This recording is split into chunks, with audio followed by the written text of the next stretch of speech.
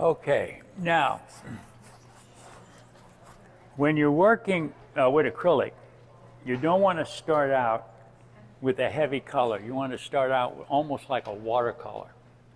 So we'll apply the undercoat, which won't be the finished color, but will be the color we're going to paint over, theoretically. What are you painting? Yellow, because I'm going to throw greens and reds over it, because you know that yellow has certain mixes that you can play with.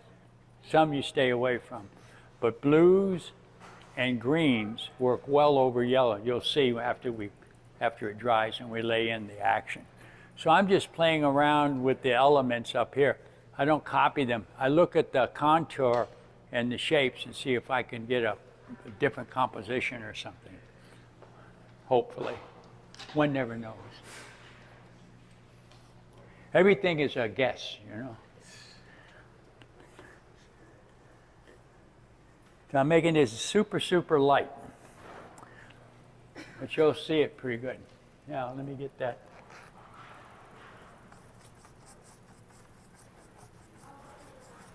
Well, this had red in it, so that's okay. You get an idea of what I mean.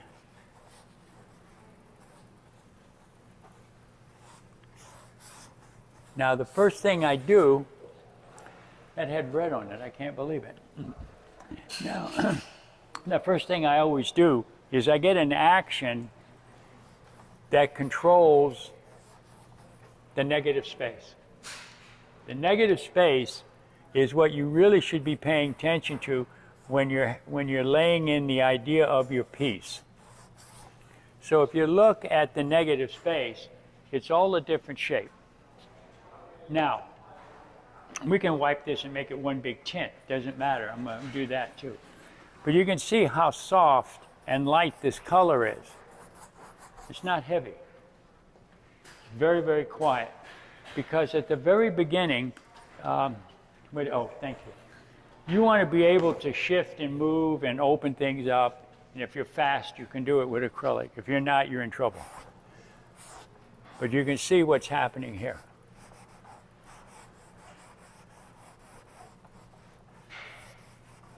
In other words, when you're abstracting, you have to remember the literal idea completely disappears and is replaced by the actions of your brush and the relationship of your shifts and movements.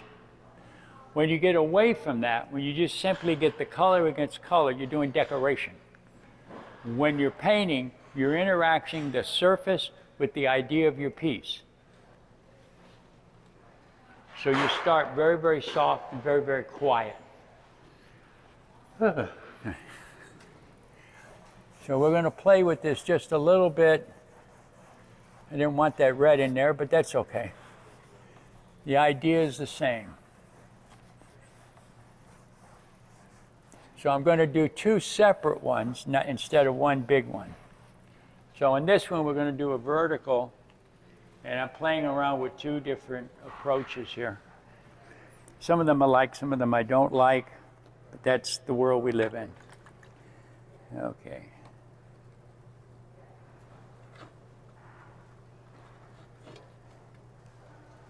And in any case, I keep the idea of the color very transparent.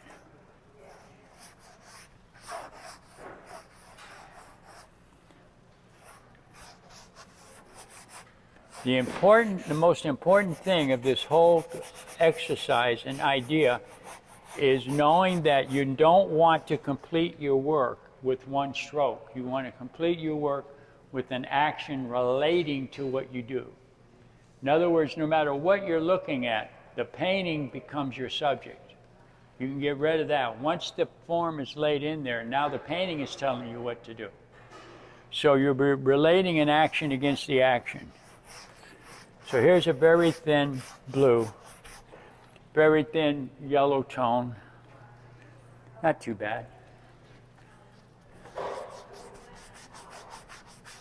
And I keep it super thin. The reason for that is so that I have an action that I can work from and change whenever I want. Don't want to get too arrogant because sometimes it won't let me.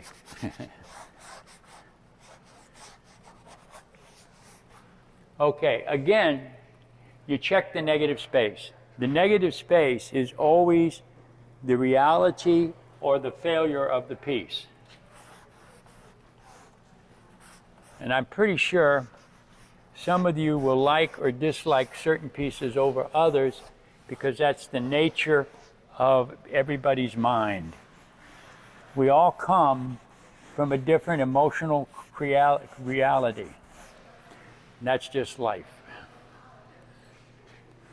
Okay, now, within these forms, here I'm going to run a green right over the top of this thing. Here's a little dirty water, won't hurt. Thank you very much. Now, I'm putting a little of the acrylic medium in it to thin it as much as I can.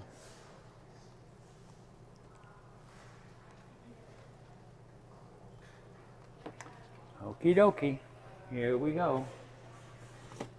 Now, I have that bushel of stuff over there, so we're going to make it a large plane and a small plane.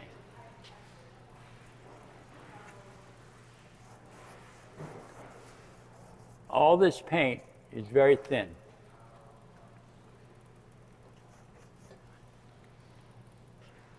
I'm not letting anything become too dominant yet.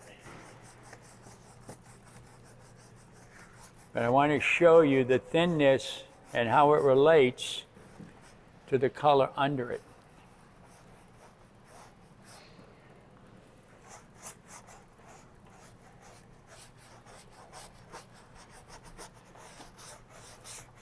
And I can thin it as we come down. And I haven't yet worked on the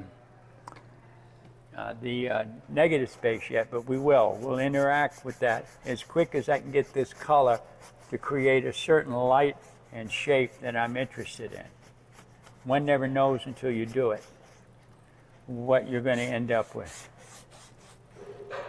Okay. So I hope you can see how transparent this is. This is not a big glog of paint. When you use an acrylic, you want to use acrylic as very thin in layers rather than just throw a big chunk up there. Because when you throw a chunk up, it's there forever. And it's very hard to move unless you're super fast, which I'm not, you know. Okay, here we go now.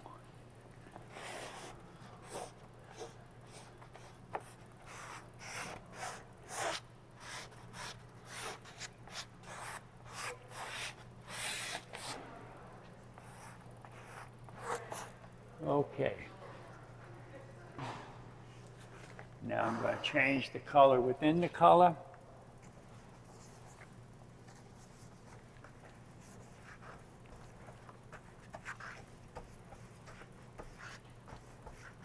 Playing with the action of the white, which is grouped up, shrinking the green mass. I may change that white into a different tone, whatever I feel like. Now let's go to the outside and pull up some of the negative space. That would be my forward plane. This would be the plane under.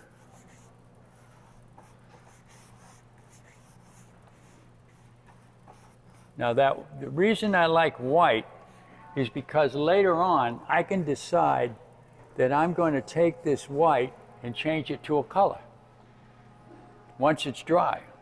I can keep it white, or I can make it blue or red or whatever the hell I want. So I'm controlling the action of the paint rather than the paint controlling me. You don't want the paint to control you. If it does, you're dead. So, watch this. Here we go. So now you begin to see an action that is starting to happen and have a relationship to the overall idea of the painting, theoretically. But any luck, you know.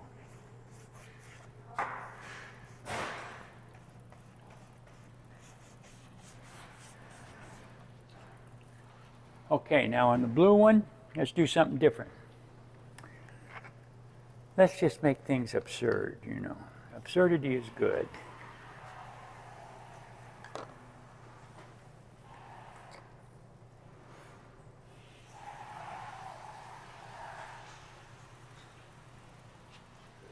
So now I have those flowers, which I'm going to use the color of.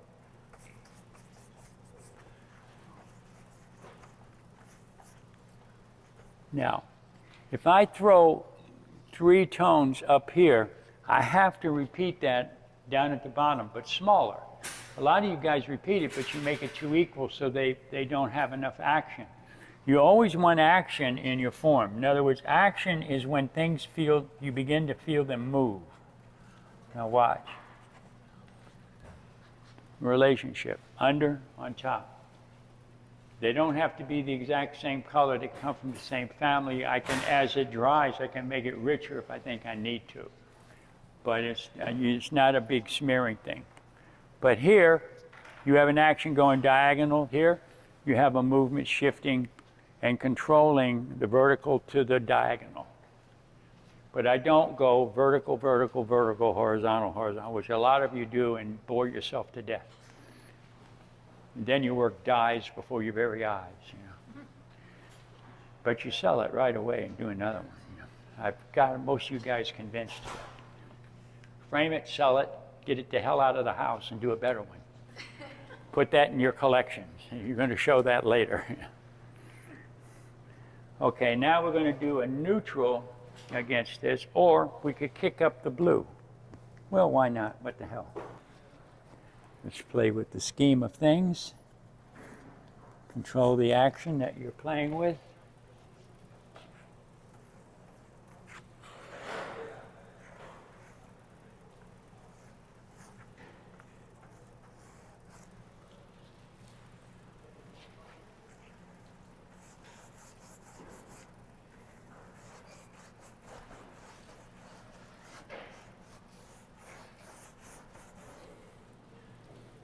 So as the color comes up in this particular arena, you see what happens. There's a sharp contrast and a sharp action against the red and the pinkish tone, which shouldn't scare you too much.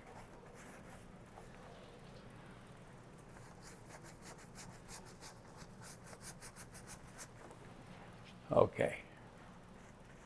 And you're constantly shifting things from one side. In other words, I have to pull this red up, so that becomes a very dangerous idea. Let me get this down a little bit.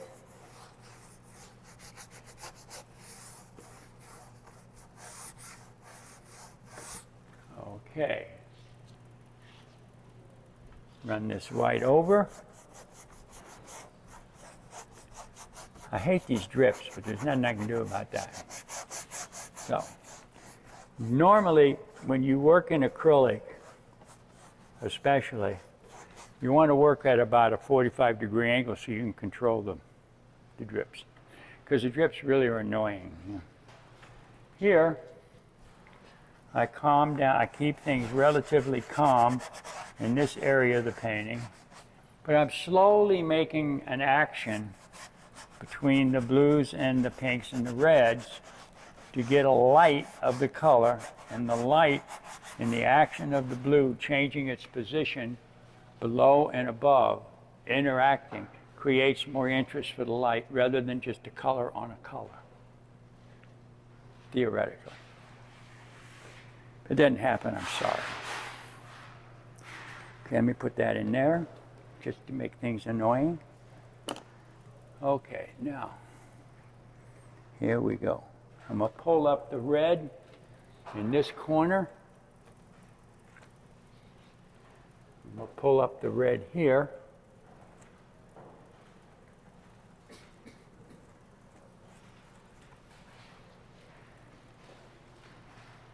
And it shows you Then I went to the contour of the idea, but I didn't have anything to do with what I was looking at. I just was playing around with the idea of the palette and then changing actions accordingly.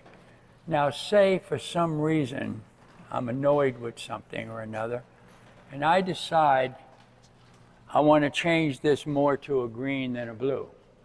No problem. There's two ways of doing it. One, I just put a green on it. Secondly, I put a yellow on it, makes it a little weird looking, and then I put a green on top of that. Changes the tone as you're working. So you're playing with the idea of that color, not just a splotch of paint. So you pay attention. Now normally what I should have is a little plane so I can just sit here and look at what the color's doing. So a lot of times I'll have a strip of paper and I'll just tap it if I'm not sure.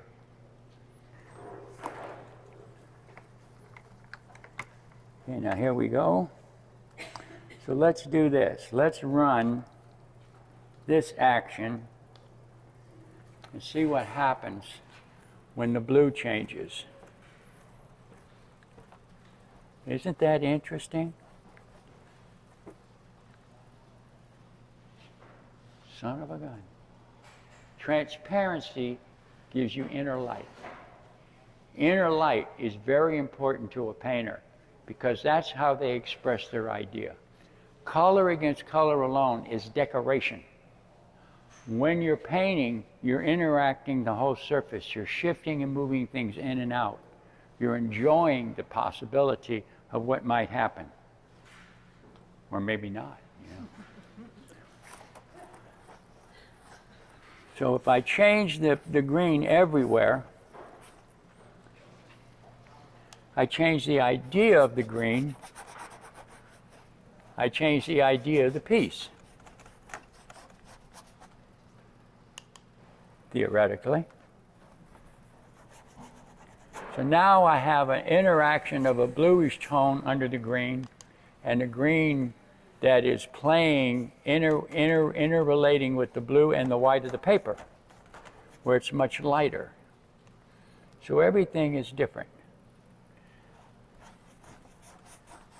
And I try to keep the action of the color softer and quieter so that the action of this doesn't compete with the action of the red. If everything is an action against an action, you have separate realities. You want to figure out where is your action going to be. Now in my case, it's always in this area of the painting because I'm lazy and I like a big soft spot, see. This is my soft spot. The soft spot lets you travel and has a relationship to the top, hopefully. If it doesn't, I'm in trouble. Okay, here we go.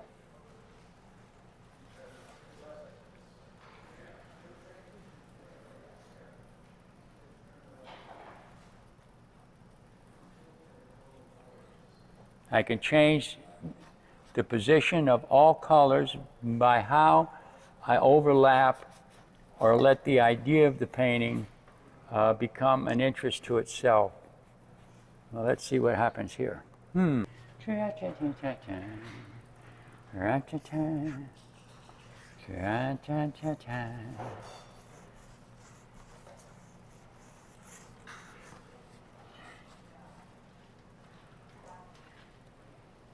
Now there's an idea. Not a good one, but an idea. And then if I change this corner here just a little bit, because what I'm doing is I'm getting ready to shift that green and make it just a little stronger against that red. And the only way to do that is to work in different tones of white, because the white will allow you to run a color on top. And we're going to do that now. Probably too fast, but what the hell, yeah. I'm listening. Do you ever mix the white directly with the color to give it more opacity and kind of Sure. the steps? Well, I mix it just to change its tone a little bit, because if you notice, it's very thin, so it doesn't have much opacity. It's very transparent. And it makes more of a grayish white tone rather than a pure white. because I don't want the color to compete. I'll show you what I mean when I kick it up there. With any luck at all, it'll work. Of course, one never knows. It may not. Now, what the hell happened to my yellow? Frank, sorry, you thinned the white and the green with just medium, or did you also medium? I always have a little medium in each. Now, normally, when I start, I just start with the water. But it's not a bad idea. I often take a coat of the medium and cover the paper with it so that I have something to play with. Makes it a lot easier, and it's easier to control the thinness of your paint. To add it in there. Sure, just a little. You don't need a lot. Now, what you notice, if you watch me, I'm just putting a little dauber in there to mix in with the water, so it's not dead. Hopefully. Now watch.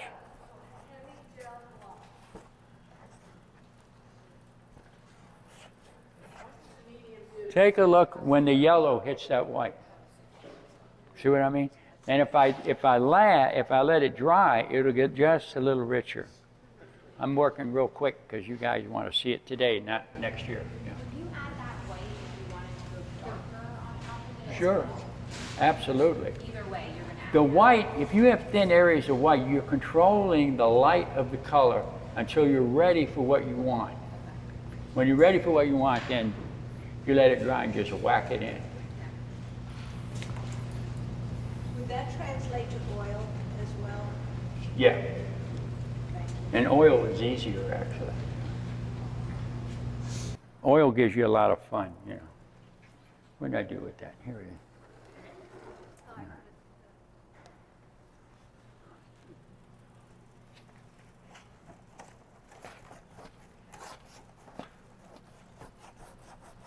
Now look at how thin and transparent the yellow is, and look how it's relating to the color around it. Now, I don't want to destroy everything. I want some of those actions to appear so they're not boring. Otherwise, the piece just becomes boring. You know?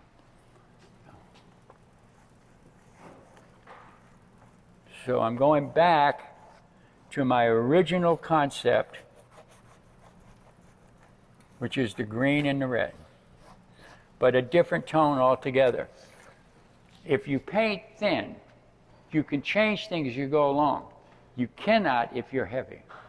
If you're heavy, that's it. The painting's telling you what to do, and you do what it tells you, and sign it and pray that you don't do it again. So your major idea is this against that. So you're always push-pulling that in and out of this, but you don't want that negative space to go backwards all the time. You want it to move forward, say on this corner and underneath here. So I would keep making this, you watch me, I'll keep making this a little richer and a little stronger as we paint. Because this will start drying pretty soon. Now, I could go over this again with another green. It just depends on what flavor do I want these colors to do with each other. If it's helping me to get light, I may not change it. I may keep that green, or I may make planes of green. I don't know yet. The painting should be an unanswered idea as you're painting until you get a point where if you put one more brush stroke on there, it dies. And then you put your signature down here. Mat it and let it sail to Navaland. Under the bed, that's right. Now we're going to hit the reds and hope for the best. Of course, you never know, you know. Everything is a possibility. Here we go. I'm going to kick up the flavor of that. Oh, where's my jar? Oh, here it is. Thank you. I'll take a little bit of this and stick it in there just for the hell of it. Where'd I go? Thank you very much. Get on there, you devil. Frank, the medium helps the color and the paint just to stick better on the... What? Helps the paint to stick better, the medium, the gel.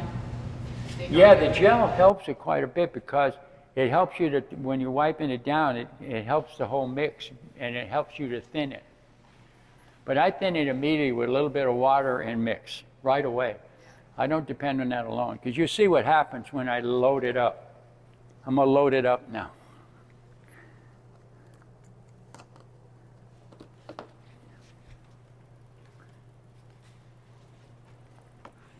Here we go.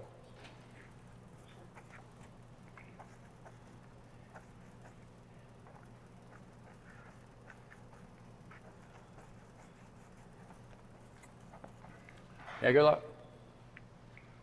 See what I mean? As that color gets pure, because of this relationship, it's not popping. Interesting, don't you think? I always thought it was interesting. I'm never sure, but now I can play with this a little bit more here if I want.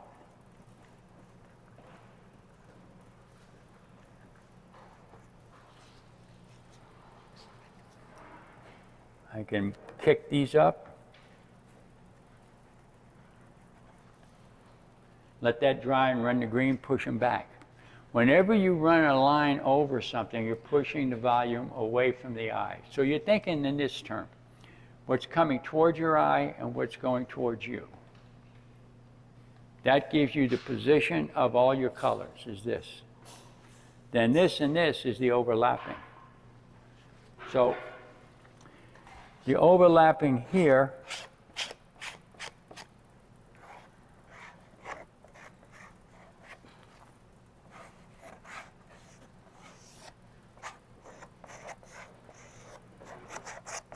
okay. I do all kinds of stuff like that. Now, on top of this green, we're going to go with yellow again, see what happens. Well, what the hell? I mean, you know, it's only paper. You know.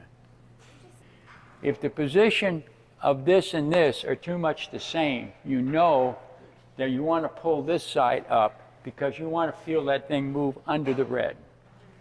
If I pull the green up here, which I will, it feels like the red is moving under it and then forward here. So you're always playing with the position of that color by its weight, by its tension, and by its opacity versus transparency. Those are what you paint with. You don't paint with a solid. To me, the greatest painter that ever lived is Rembrandt. When you look at him, you see everything. And he had no language for any of it. It was all done by his eye and his mind. There was no one telling him, this will do this, this will do. He said, no, I need to do this. And if you notice, when you look at his heads, the head is softer on one side and shifts into the ground. The ground comes up and goes behind the head on the other side, just moves, and then enters the chest. Amazing. And big hands. The reason he did big hands, because in those days, hands should be the size of the head. And he always had big heads. He didn't have little tiny heads on big bodies. That's a dumb thing, you know. That's Italian, you know. He used to say the Italians were overrated. You know. Italians were what? He said the Italians were overrated, but he owned a Titian. So he's a clever fella. You know. So let's kick up. Now we're going to give the weight of the green to the other side of the painting. Okay, here we go. This is going to be a shockaroonie.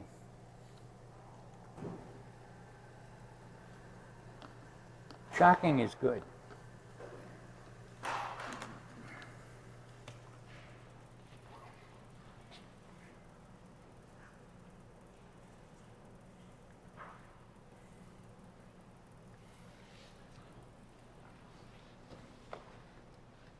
A little spot will do, yeah.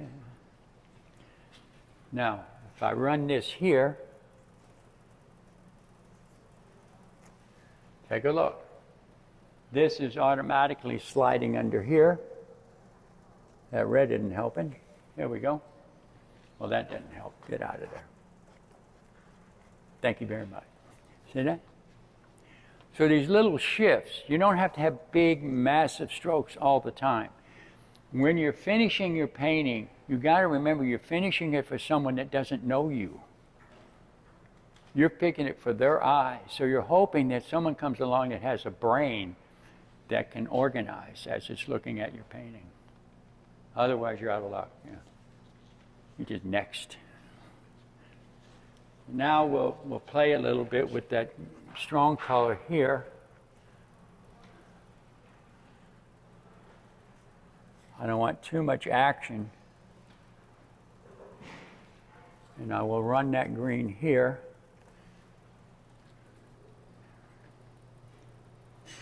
You can see how the bottom is starting to feel like it's in motion. Now watch. Get out of there. Painting too quick is really a bad idea. Okay, here we go. Okay, now feel the action of the, you can feel it. It wants to swell. It's doing this. Kind of like a bad dream, you know.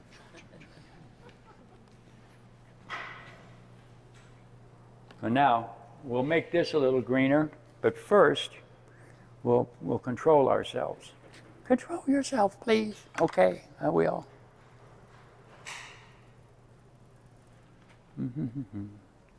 La la la la.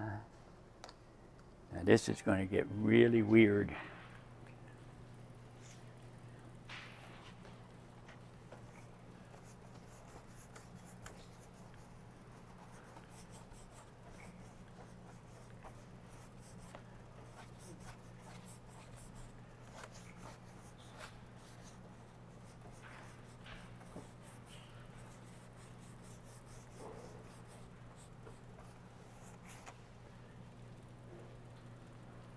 So now it's trying to talk.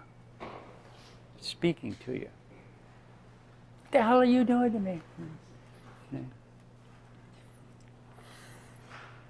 I'm telling you, we can wipe it too. See, that's the other thing. Yeah. This is the part I like. Scrape, man. Right now, that light greenish yellow, is that the furthest forward? Because it's No, it's to slide in under here, but relates somewhat to this green. But this green, now watch. If I pull some of it up here, I can change the action of everything by what I do when I scrape it.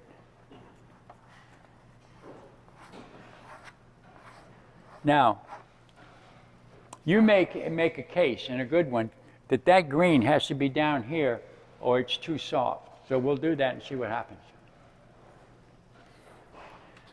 Is that if you do too much, it'll kill it. Yeah.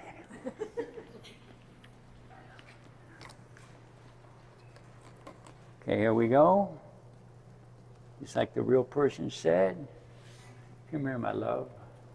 Love that painting. Mm-hmm. Okay, watch.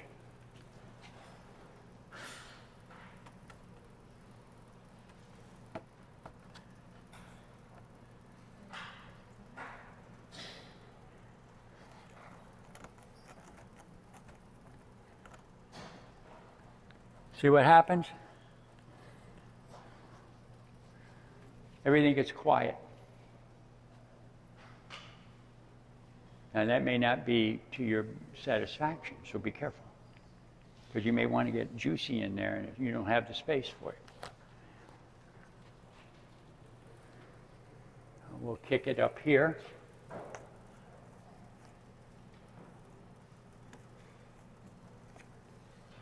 Down through here. And as we go down, we let it thin out.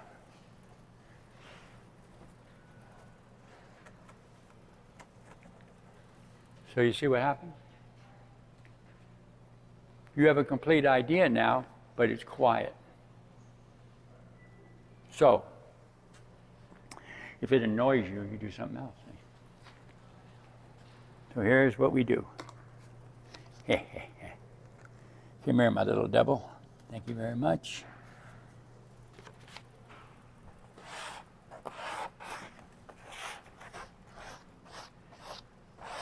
I'm going to let some of the underpaint come through,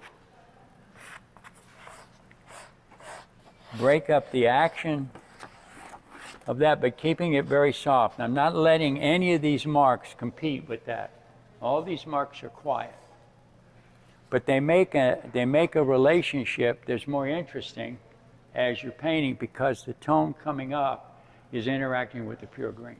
So you have the pure green, if you put it on thin enough, you can scrape it. You can play with it. It just makes you better painters. My job is not to teach you how to paint, is to get you to see what you're doing so that you can interact with it and make it stronger. Once you do that, you begin to change on your own. I don't have to change you. It's not my job. It's your job. Now, okay, now we got to do this. This is called the softening of tone.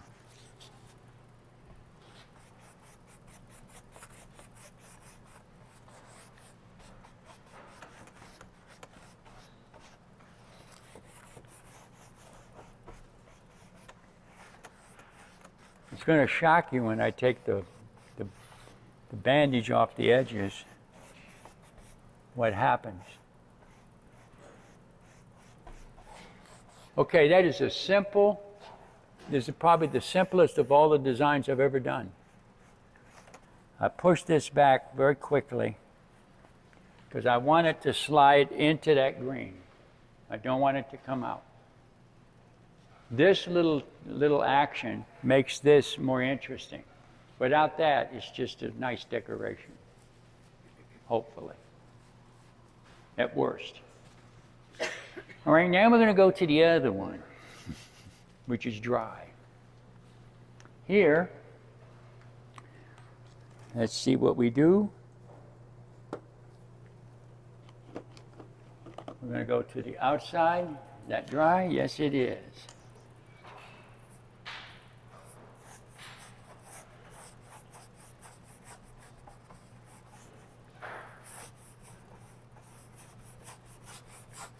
Now the negative space is shifting very well without so much effort.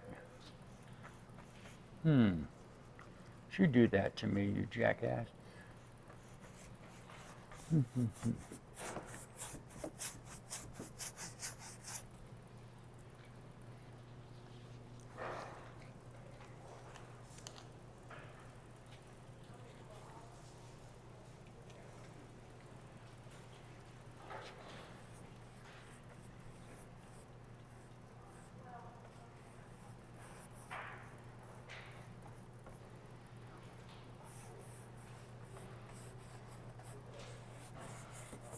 Okay. And then kick up the white even further. With any luck at all, things will start to work, hopefully.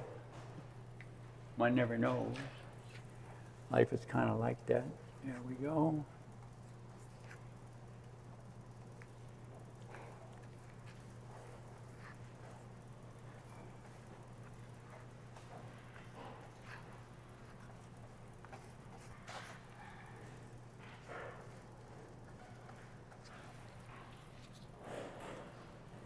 So if you use white as a color, you can do a lot more with it. And it's cheaper than color. So you save money. But you're using gesso, right? That's what I'm using because I'm too cheap to use actual white. It's too expensive. And gesso is a little transparent.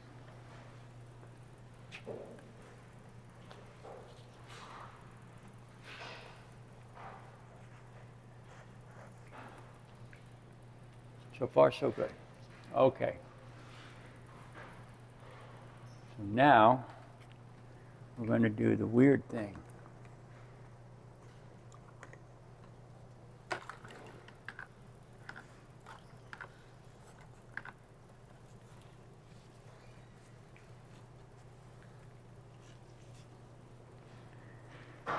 Okay, here we go.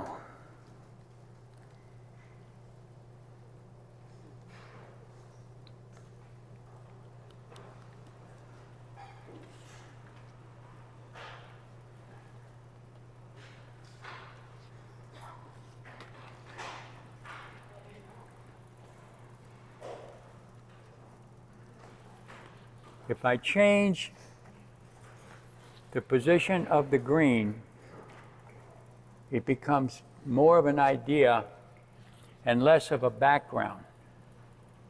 As the colors interact, they create a sense of wholeness with any luck at all. Yeah. Of course, you have to have a lot of luck. Yeah.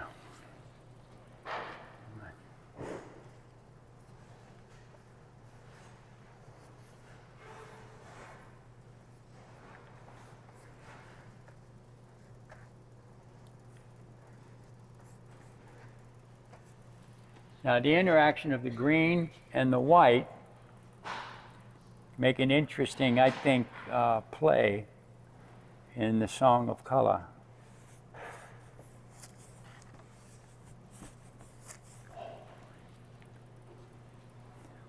And it's a constant push and pull against the colors around it. For example, I will pull this white over here, pull it over here. As I change the position of the white every once in a while, it changes the relationship of the white to the yellowish whitish tone around it. Now, if I want to keep the white, I have to move some white into this arena. So I'm going to do that. Who knows?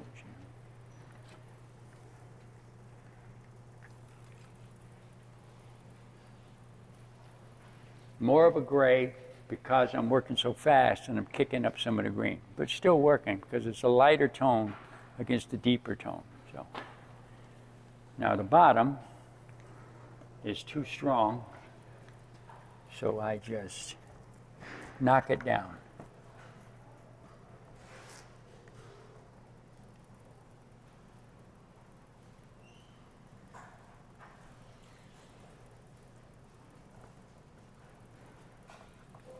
And as I build, I control the position of the colors to each other.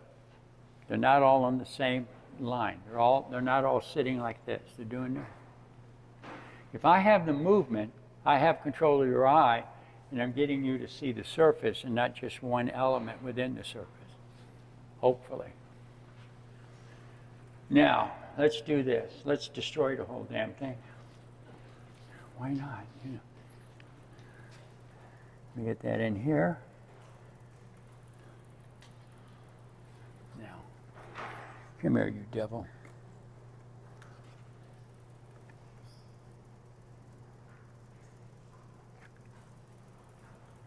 I'm going to make this quieter.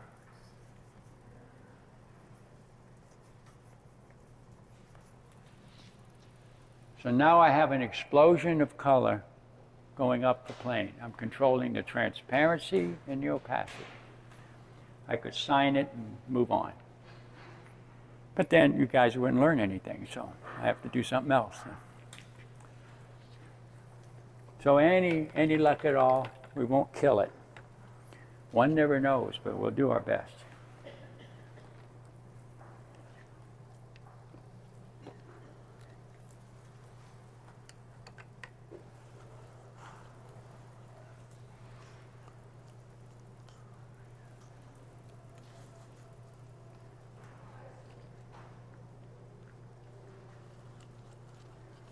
I need more yellow.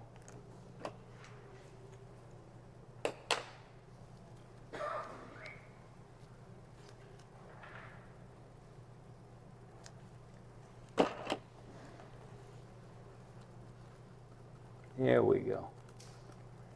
That's nice.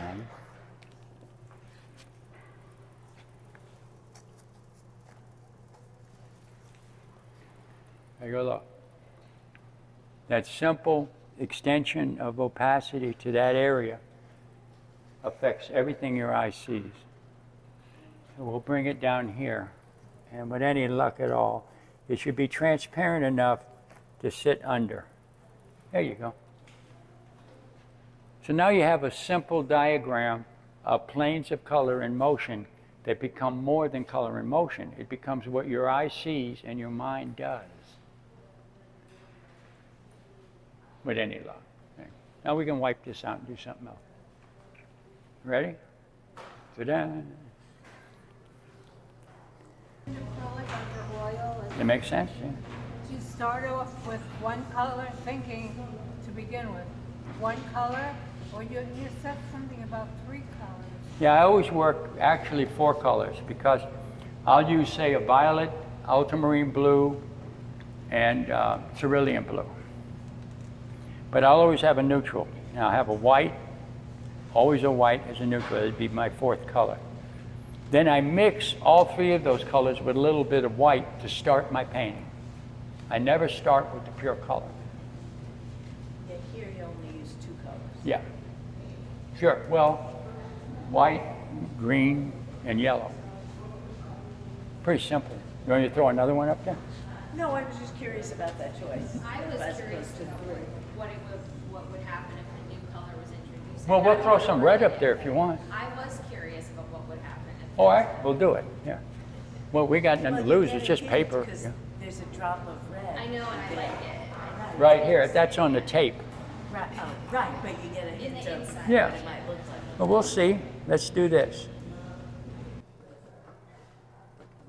Now, this will change the whole painting, I believe. Might make it more interesting.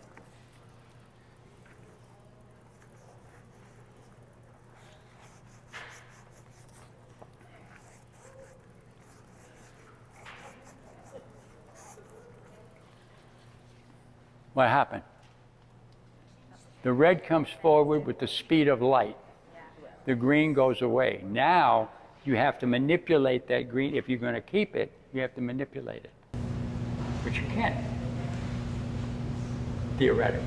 Are you choosing your colors based on that, like knowing in color theory that red's gonna go forward and then violet? Well, I know this. The 2 strongest colors is yellow and red. If you throw a red, say, in one area of the painting, your eye will always go there. That will become your high contrast. Same thing with a yellow. If you have a strong yellow, your eye will go right there. The rest of the painting disappears. So you know if you use it, you got to move it. Dripper, dripper, dripper. Okay.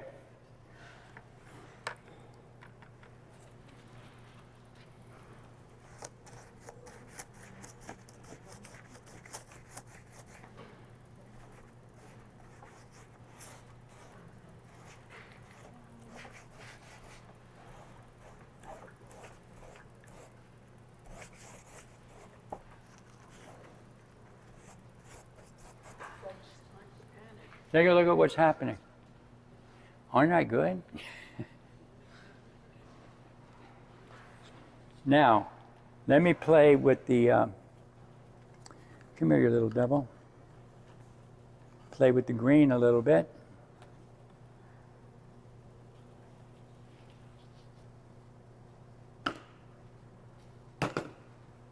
Thank you.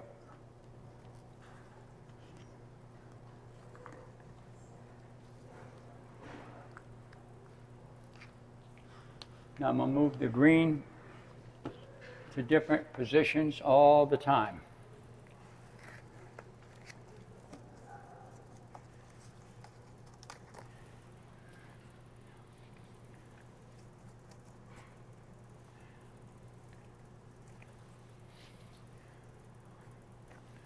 Now, as I interact the red and make it change position, it becomes part of the painting. It's not my kind of painting, but it's a painting. It gives you light, it gives you movement, it gives you a shift, but it gives you a different kind of energy. And it gives you a different sense of reality. Abstraction is the strength of the inner reality, not the outer. That's what it's all about you. When you're painting an abstraction, you're removing yourself from the world you're taking the idea from and entering the world of you. And you're allowing more of your exposure to happen as you create the action on the painting. So according to this, I'm nuts. Now watch.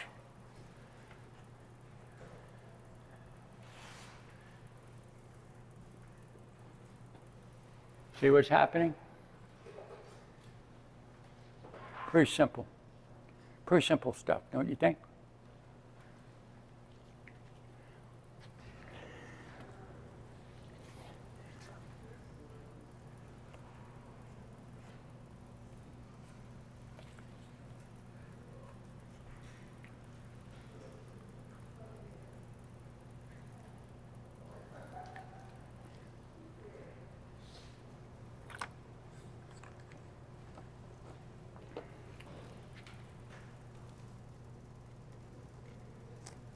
There we go. Makes me feel a little better.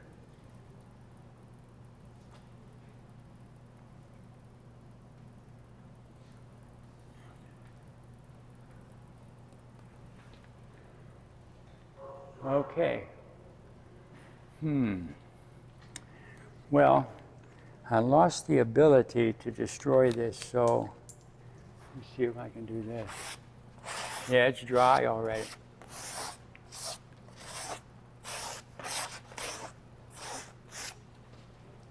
Okay. Yeah, but it won't affect the paint. Once that acrylic is dry, it's dry.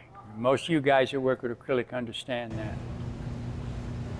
So Frank, with acrylic, I think sometimes my experience is you get the color gets a little dull. Yeah. So what are the Medium. Is it either matte medium or the gloss medium? Yeah, the gloss medium. Okay. You have to have the gloss What if medium. it's at the end of it and Same it's thing. Gloss Do I medium. just gloss it over? Or? Sure, we'll do that here. I mean, yeah, no sense in ruining that. I don't want you to ruin Here we go. it. It's okay. I can test it at home. We haven't got a thing to lose here. We're going to put a glass medium over the whole thing and see what happens. Okay, but I don't We never know. It may destroy the whole painting. But that's not a big deal. You know, if there's not one on the back, I'll do another one. If there is, I'll sell that. There's a pretty good one if it's back there. Maybe you've just been. Did you have medium? 'Cause I think.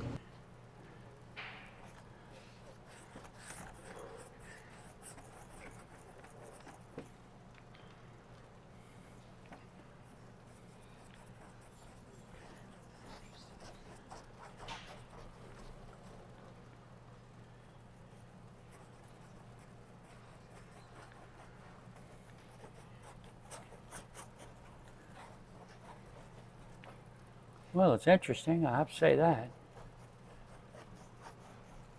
It doesn't look so transparent now. I'm worried. Huh? It doesn't look very transparent now. I'm worried the gloss is just. Is it gonna be white? No, that should disappear in a couple years.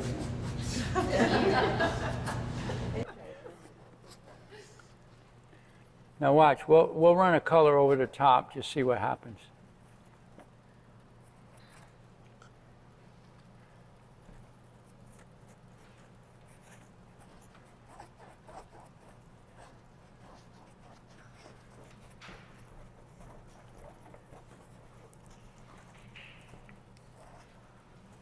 I'll do what I started to do, and then we'll untape it and see what happens.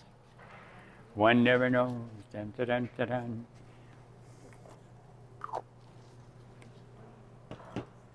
Now, where is the yellow?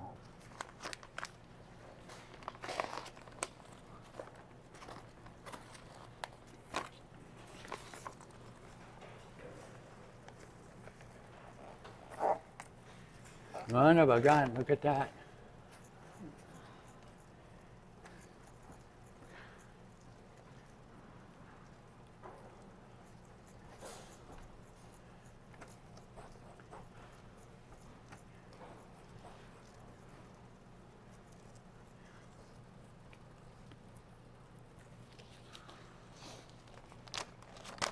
Yellow. Before you know it, the whole damn thing's yellow.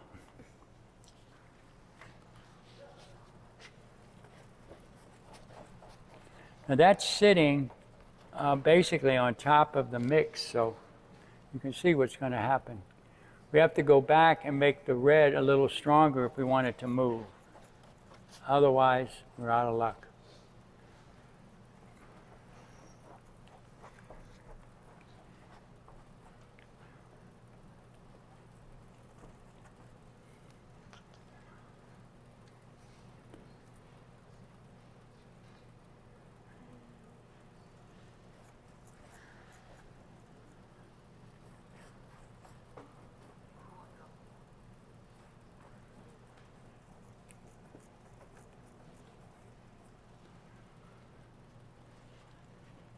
Kind of strange, don't you think?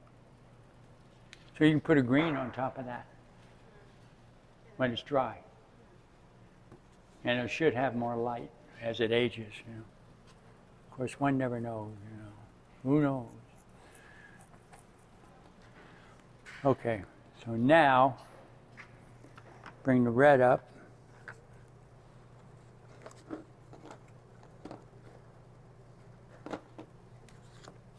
Get out of there, you turkey.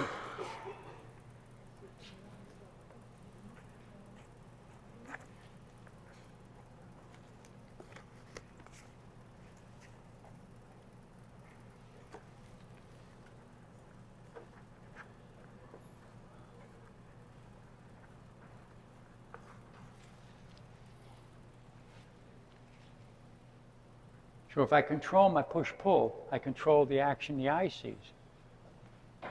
If I don't control it, it just becomes an interesting design, hopefully. So let's see this now.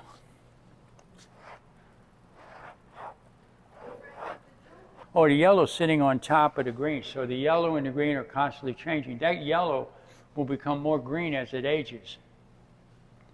I mean, it can't hold its own because it's transparent, for one thing.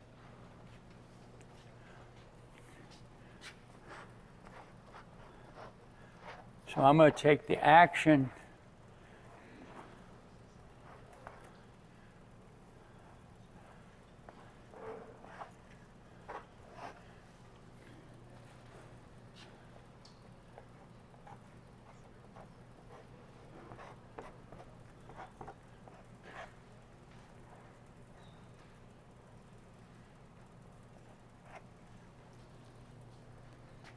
okay? A little drip will do ya. Nothing does as much as you want it to. Yakety yak, don't come back.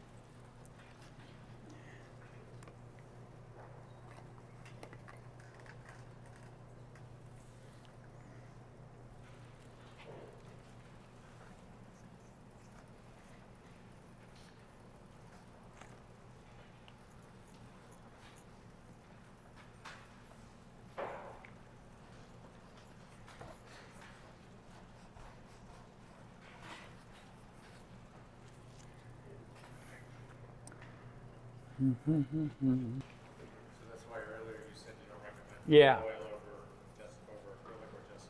that's right.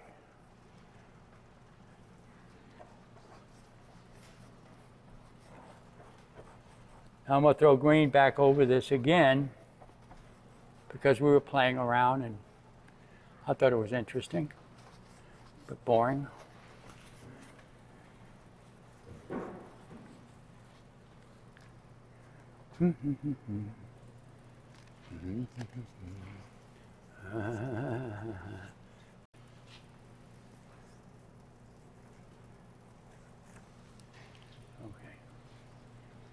Okay, so far so good. Let's run the red back down. Bring it forward.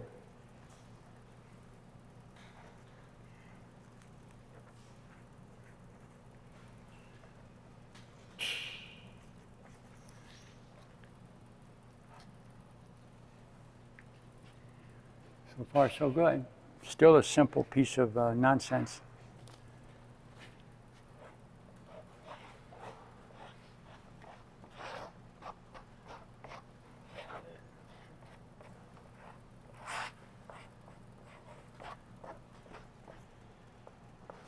Well, we'll see.